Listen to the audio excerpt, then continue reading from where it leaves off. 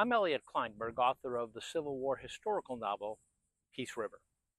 I'm at the plantation of Zephaniah Kingsley, near Jacksonville.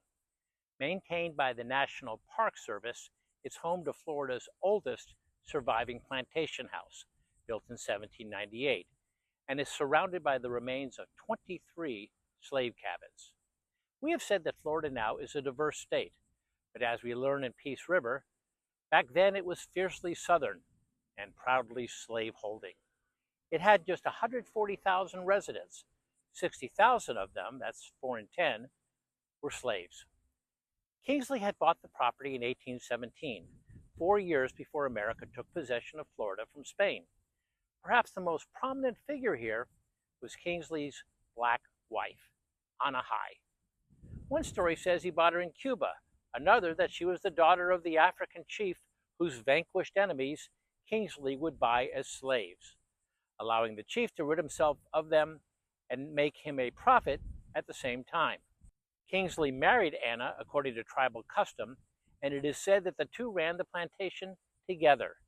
Kingsley supposedly taught his slaves English and trained them in crafts such as metal or leather work and blacksmithing, not so much for altruistic reasons, but to make them more marketable. America was less than tolerant of Kingsley and his wife and the other semi-official wives he had set up in plantations up and down the St. Johns River in North Florida. Kingsley feared the government would not recognize his mixed-race children.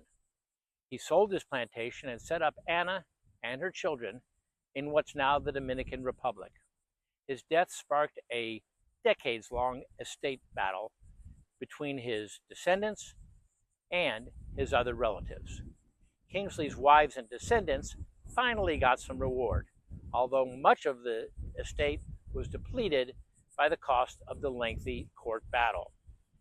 Anna got her share and eventually returned to Florida, where she lived and owned land during the Civil War. During the legal squabble, one of the loudest voices of protest had come from Kingsley's niece, Anna McNeil Whistler.